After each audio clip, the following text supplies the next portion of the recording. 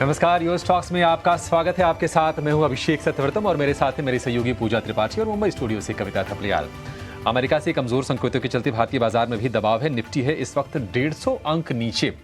महंगाई दर के आंकड़ों ने निराश किया था। अनुमान से ज्यादा सीपीआई की रीडिंग्स आई थी, उसके चलते हमने डाउ में 500 अंकों की गिरावट देखी और उसका सीधा सीधा इंपैक्ट आ रहा है ग्लोबल बाजारों पर भी और उसकी चपेट में भारतीय बाजार भी आ रहे हैं। खासतौर से आईटी शेयर, जहां पर महंगाई बढ़ने के चलते नेगेटिव इंपैक्ट आता है, आप देखेंगे आज वहां पर पिटाई हो रही है। इन्फोसिस, विप्रो, एलटीआई, माइंट्री, ये तमाम शेयर आज निफ्टी के सबसे ज्यादा गिरने वाले शेयरों में शामिल है और सबसे ज्यादा कमजोर है इस वक्त टेक महिंद्रा। 2.5% के आसपास की कमजोरी है और उतनी ही कमजोरी इन्फोसिस के शेयर में भी आज हम देख रहे हैं। तो जो डिफेंसिव्स कहे जाते हैं बाजार के, आज वहां से दबाव है। आईटी और फार्मा साफ तौर पर आपको प्रेशर में दिखेंगे। आईटी की तो हमने बात कर ली। सन फार्मा, सिप्ला, डॉक्टर रेडीज, ये शेयर भी कमजोर है और इनके चलते ही दबाव हम देख रहे हैं। और इंडेक्स का हेवी वेट एचडीएफसी बैंक 0.25% नीचे है, जिसके चलते हम देख रहे हैं कि निफ्टी बैंक का भी माहौल कमजोरी है। 261 अंक नीचे इस वक्त निफ्टी बैंक कारोबार कर रहा है। आधे % के आसपास की गिरावट है। हालांकि निचले स्तर से थोड़ी थोड़ी सी रिकवरी हम देख रहे हैं, लेकिन वो उतनी नहीं है कि बाजार को कोई हिला पाए, क्योंकि हम देख रहे हैं कि 125 अंक नीचे है इस वक्त निफ्टी। हालांकि कुछ कुछ ऑटो स्टॉक्स में, मेटल माइनिंग में हम देख रहे हैं कि आज तेजी है और एनर्जी वाले शेयर भी थोड़े थोड़े चल रहे हैं। कोल इंडिया में, बीपीसीएल में 1.25 से 1.5% के आसपास की तेजी है। ओएनजीसी का शेयर भी ऊपर है और बजाज ऑटो, आयशर में हम देख रहे हैं कि आधे से 0.25% के आसपास की मजबूती है। तो यूएस स्टॉक्स में हमारे एक्सपर्ट्स देंगे आपके सवालों के जवाब। अपने सवाल आप लगातार पूछिए और खास तौर से यूट्यूब पर जाकर वहां पर कमेंट बॉक्स में अपने सवाल जरूर हमें पोस्ट कीजिए, अपने शेयर के साथ, क्वांटिटी के साथ, भाव के साथ, और हम कोशिश करेंगे कि आपके सभी सवालों को शो में ज़रूर शामिल करें। और आज आपके सवालों के जवाब देने के लिए हमारे साथ हैं हमारे दो खास मेहमान, जियोजित फाइनेंशियल के गौरांग शाह और तनिषा एकेडमी के नितिलेश पावस्कर। नितिलेश जी, गौरांग जी, आप दोनों का बहुत शुक्रिया। स्वागत है टी9 स्वदेश पर। नितिलेश, शुरुआत आपसे करना चाहेंगे निफ्टी के लेवल्स के साथ 21,600। क्या आपको लगता है कि यहां से हम रिकवरी इंडेक्स में देखेंगे या फिर कमजोरी थोड़ी सी और गहराएगी? इंट्राडे के लिए क्या रणनीति आप सुझाएंगे इंडेक्स में? मेरे हिसाब से लग रहा है कि यहाँ पे जो भी उछाल मिलेगा इंट्राडे बेसिस के ऊपर वहां पे बिकवाली करके चलना चाहिए। और मेरे हिसाब से एक बार के लिए हम लोग कल का जो लो है उसको भी ब्रेक करेंगे, क्योंकि जो स्ट्रक्चर बना है वो थोड़ा सा डैमेज मुझे लग रहा है और लग रहा है कि यहाँ से मार्केट में डाउनसाइड मोमेंटम देखने को मिल सकता है। इंट्राडे बेसिस के ऊपर आपका जो स्टॉप लॉस होना चाहिए 21,680, एक आपका स्टॉप लॉस होना चाहिए और नीचे में जो पहला टारगेट होगा 21,480, 21,500। लेकिन पोजिशनल बेसिस की अगर हम लोग बात करेंगे तो मेरे हिसाब से 21,200, 21,000 ये हमें देखने को मिल सकता है फरवरी 8 तक। और राइट, चलिए, तो बाजार को लेकर आपने ये राय रखी है और आप दोनों को ही बसंत पंचमी की ढेरों शुभकामनाएं। और चलिए, सवालों का भी सिलसिला शुरू करते हैं। गौरांग आपके साथ और नितिलेश आपके साथ। यूट्यूब पर बहुत दर्शक जो हैं वो इस वक्त हमें देख भी रहे हैं और उसी के चलते मैं दर्शकों के सवाल लेना शुरू करती हूँ। संदीप कौर का सवाल यहाँ पर, अच्छा, इन्होंने सवाल नहीं पूछा, इन्होंने ऐसे ही कमेंट किया हुआ है। यहाँ पर एक अभिषेक आनंद साहब हैं, इन्होंने जोमेटो का शेयर खरीदा हुआ है शॉर्ट टर्म के लिहाज से। इनको रणनीति जाननी होगी। गौरांग, शॉर्ट टर्म क्या आप इनको सलाह दे पाएंगे जोमेटो पर? बहुत बहुत धन्यवाद कविता जी आपका, और आपको, अभिषेक को, पूजा को और सभी दर्शकों को शुभ प्रभात हमारे तरफ से।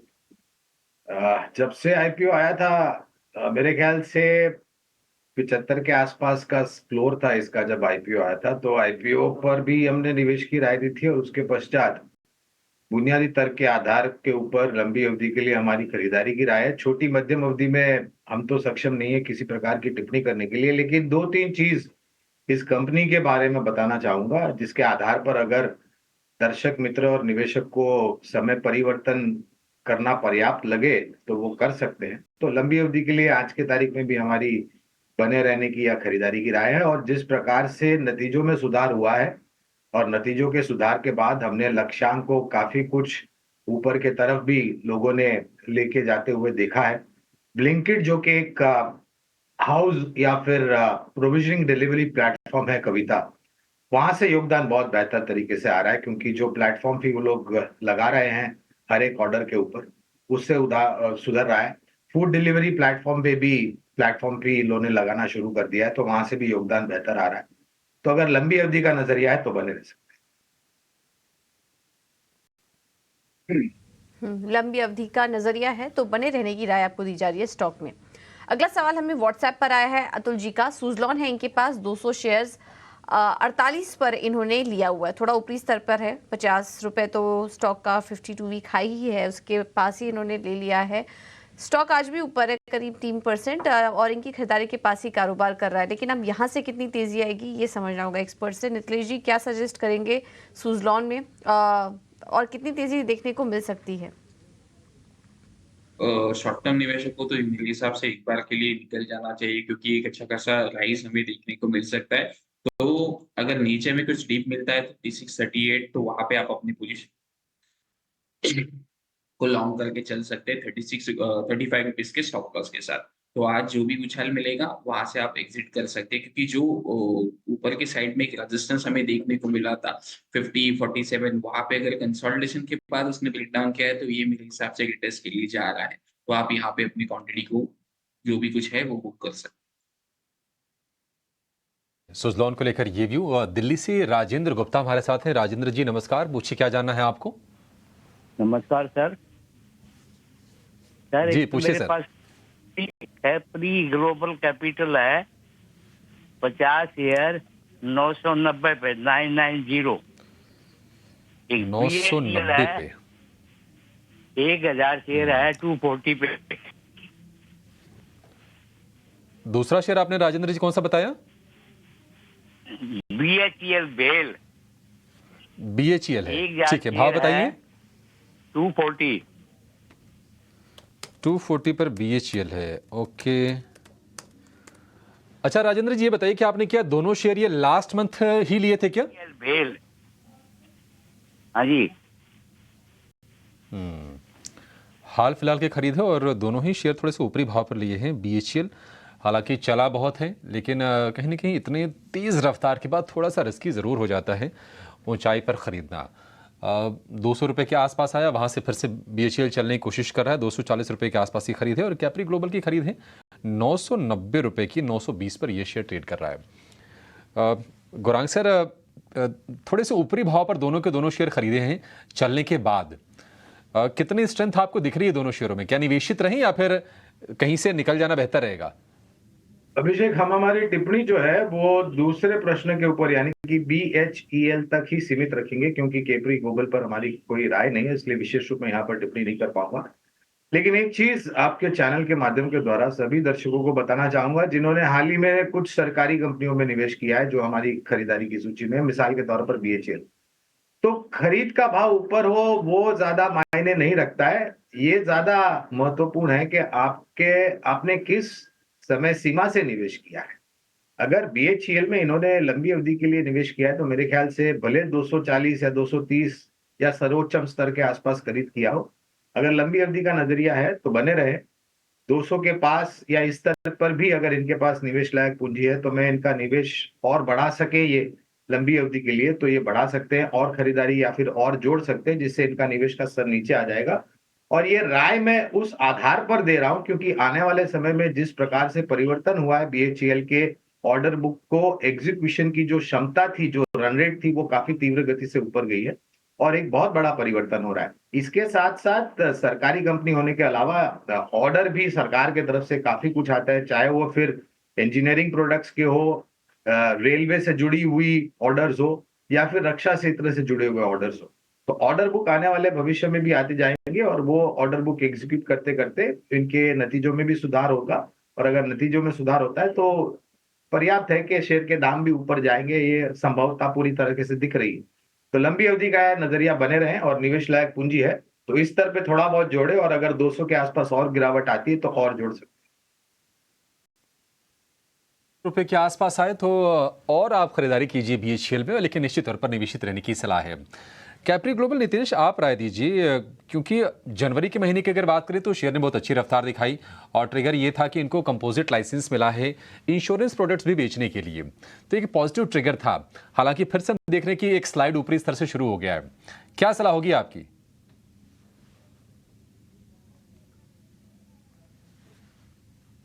देखो चार्ट को अगर हम लोग मिथिलेश देखेंगे तो हायर लेवल से एक जी। सेलिंग प्रेशर हमें देखने को मिला है। एक ₹1000 का जो राउंड नंबर था, उस राउंड नंबर से थोड़ा-सा प्रॉफिट बुकिंग हमें देखने को मिल रहा है।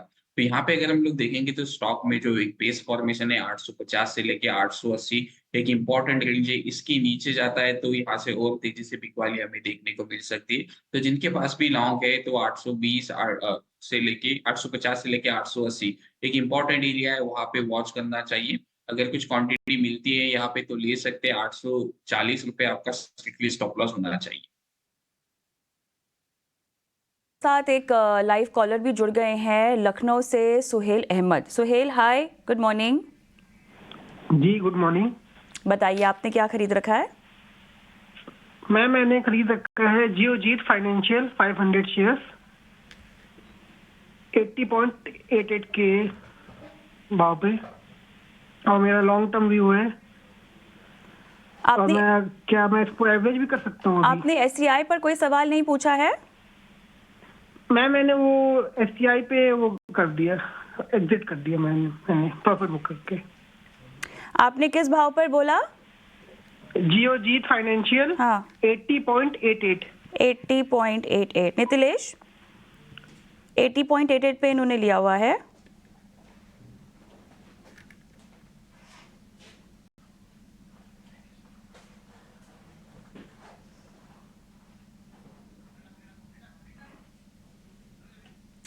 नितिलेश क्या आपको मेरी आवाज आ रही है? हेलो, नितिलेश आपको मेरी आवाज आ रही है? जिस मैम एक सिस्टम में एक इश्यू आया है तब तक आप सर के साथ एक पास ऑन कर सकते हो। चलिए, लखनऊ से सुहेल का सवाल लिया था। जियोजीत फाइनेंशियल 80.88 पे उन्होंने लिया हुआ है। नितिलेश उम्मीद करती हूँ आपका सिस्टम अब बिल्कुल ठीक हो चुका है। बताइए क्या सलाह देंगे सुहेल को? देखिए, जियोजीत में अगर हम लोग देखेंगे तो एक कैपेंडल पैटर्न का ब्रेकआउट के साथ एक अच्छा खासा मोमेंटम दिखाया था।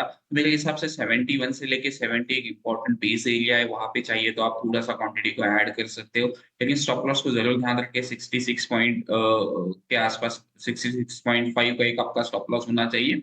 और मेरे हिसाब से लग रहा है कि गैप एरिया है, साथ-साथ एक बड़ा कैपेंडल पैटर्न का ब्रेकआउट है, तो वहाँ से एक बाउंस लेना चाहिए, तब आप अपने एवरेज कर सकते हैं 70 से लेके 71 इस रेंज में।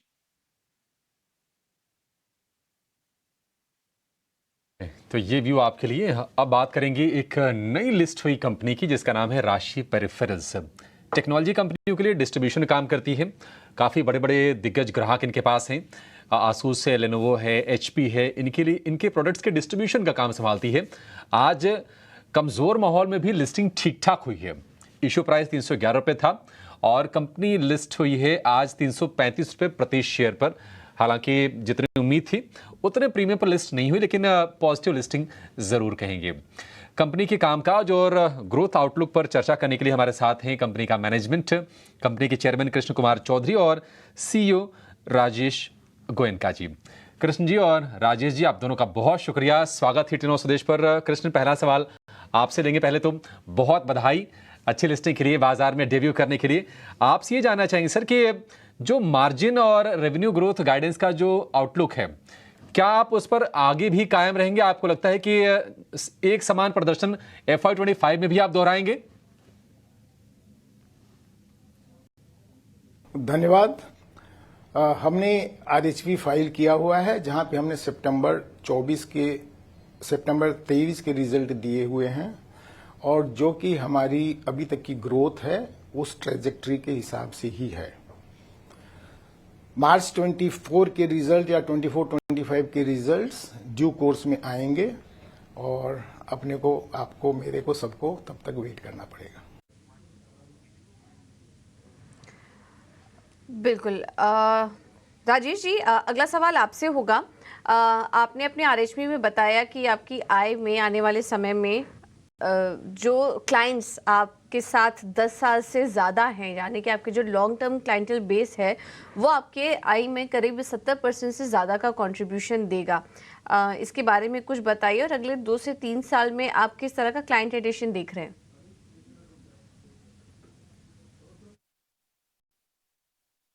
ये जो 78% फ्रॉम टॉप 7 ग्लोबल ब्रांड्स है, ये सबसे पहले मैं बताना चाहता हूँ कि ये इंडस्ट्री स्टैंडर्ड से बहुत हेल्दी है। नॉर्मली 1 या 2-3 ब्रांड से मैक्सिमम 80% रेवेन्यू डिपेंडेंस होती है, लेकिन राशि पेरिफेरल्स का एक बहुत यूनिक पोजिशनिंग है। और दूसरा ये भी बताना चाहता हूं कि हर साल हम लोग ऑर्गेनिक एंड इनऑर्गेनिक दोनों मिला के ग्रोथ करते हैं। तो ऑर्गेनिक ग्रोथ तो जो इंडस्ट्री के हिसाब से होती है और इनऑर्गेनिक होती है जो नए ब्रांड्स हम ऐड करते हैं। सो नॉर्मली हमारा हिस्ट्री ये बोलता है कि हर साल 2-3 ब्रांड्स नए प्रोडक्ट सेगमेंट्स में हम लोग ऐड करते हैं, और हमारा अंदाजा है कि हम ये ट्रेंड फॉलो करेंगे अगले साल और कुछ सालों तक। कृष्ण जी, ये बताइएगा हमें कि जोखिम पर थोड़ा सा बात कर लेते हैं। तो यहाँ पर कंपनी को लेकर और उससे भी ज़्यादा पूरी इंडस्ट्री को लेकर अगर मुझे कुछ रेड फ्लैग्स और कुछ जोखिम समझने हो आपसे, तो आप क्या कुछ का उल्लेख कर सकते हैं? इन्वेंट्री रिस्क को लेकर क्या डिटेलिंग आप हमें दे सकते हैं? क्योंकि यहाँ पर थोड़ी सी एडजस्टमेंट इम्पैक्ट हो सकती है बॉटम लाइन नंबर्स पर, तो कैसे समझाएंगे इसे आप? बॉटम लाइन के लिए कोई चैलेंज नहीं है। हम अगर 20 साल पुराना या 10 साल पुराना रिकॉर्ड देखें तो हमारी बॉटम लाइन इम्प्रूव हुई है। अगर हम कोविड के पीरियड के 2 सालों को निकाल दें तो उसके पहले के 18 सालों को आप कंपेयर करेंगे तो हमारी करंट बॉटम लाइन काफ़ी अच्छी है। ऐसा कोई चैलेंज नहीं है कि इस बॉटम लाइन को और कोई भी डिटेरियोरेशन या कहीं नीचे जाने की कोई संभावना नहीं है। राजेश जी, एक आखिरी सवाल। अगर मैं देख रहा हूँ कि जो बड़े शहर हैं वहाँ पर तो ठीक है, डिजिटाइजेशन भी है, सरकार का जोर है और डिमांड निश्चित तौर पर वहाँ से अच्छी होगी। आप ज़रा ये बताइए कि टियर 2 या फिर टियर 3 जो अपेक्षाकृत थोड़े से छोटे शहर हैं, वहाँ से डिमांड का ट्रेंड कैसा है इस वक्त? सो इस पे जैसे गवर्नमेंट की इतनी डिजिटाइजेशन प्रोग्राम्स हो रही है, तो थर्ड पार्टी रिपोर्ट सारी बोल रही है कि इंडिया में अगले कुछ सालों तक डबल डिजिट डिमांड बढ़ती जाएगी। तो सबसे पहला तो वो डबल डिजिट जो डिमांड है वो एडवांटेज है। दूसरा ये सही है कि मेट्रो सिटी से ज्यादा नॉन मेट्रो सिटी में डिमांड बढ़ रही है, क्योंकि पीसी पेनिट्रेशन वहां पे कम था, अभी ज्यादा हो रहा है। सो नॉन मेट्रो में डिमांड ऑलमोस्ट 2x है। और राशि पेरिफेरल्स को सबसे ज्यादा एडवांटेज उसका मिल रहा है क्योंकि Rashi peripherals is the uniquely positioned distributor which is physically present in 50 cities of India with office, warehouse and service center, all three put together. So it's an advantage situation for Rashi Peripherals. Sir, बहुत शुक्रिया आप दोनों का समय देने के लिए, हमसे बातचीत करने के लिए, अपने व्यस्त समय में से कुछ समय निकालने के लिए। बहुत शुभकामनाएं भी आपको, आपकी कंपनी और अच्छा परफॉर्म करे, और हम यही चाहेंगे कि निवेशकों का पैसा यहाँ से और ज़्यादा बने। बहुत शुक्रिया आपका। और अब वक्त हो गया ये जानने का कि ऑप्शंस में आपके लिए कमाई के मौके कहां पर बन रहे हैं। ऑप्शंस के चैंपियन फिनवर्सिफाई की ध्वनि पटेल हमारे साथ जुड़ गई हैं।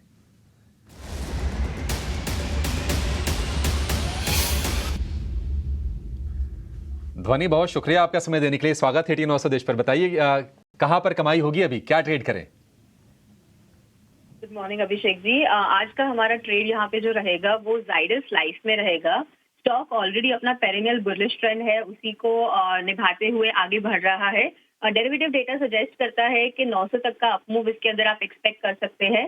तो अभी एट द मनी 860 रुपए की कॉल ऑप्शन आपको खरीद के चलनी है, जो करीब 26 से 27 रुपए चल रही है। 19 रुपए का इसके अंदर स्टॉप लॉस लगाए और इसका टारगेट जो है वो 40 रुपए तक एक्सटेंड होता है। 1:2 का इसके अंदर रिस्क रिवॉर्ड बैठ रहा है, जिस हिसाब से आपका अधिकतम मुनाफा जो है यहाँ पे 12,600 तक का हो सकता है, और अधिकतम नुकसान यहाँ पे है वो आपका 6,300 तक का हो सकता है। 1:2 का रिस्क रिवॉर्ड रेशियो, अधिकतम नुकसान 6,300, मुनाफा उसका डबल 12,600। जाइडस लाइफ की एट द मनी वाली 860 वाली कॉल खरीदनी है 26 रुपए के भाव पर। स्टॉप लॉस 40, स्टॉप लॉस 19 और लक्ष्य यहाँ पर 40 रुपए का सिंपल प्लेन वनीला कॉल। बेहतरीन स्ट्रेटजी ध्वनि की तरफ से। ध्वनि, बहुत शुक्रिया आपका समय देने के लिए और ये स्ट्रेटजी हमारे दर्शकों के साथ साझा करने के लिए। रिस्क डिस्क्लोजर आपकी स्क्रीन पर। एफएनओ में से 10 में से 9 लोगों को ट्रेड करने पर नुकसान होता है और औसत जो नुकसान है 50,000 रुपए का। तो रिस्क को असेस करके, एनालाइज करके और स्टॉप लॉस को बहुत ही स्ट्रिक्टली फॉलो करके ही आप वायदा में ट्रेड कीजिए। एक छोटे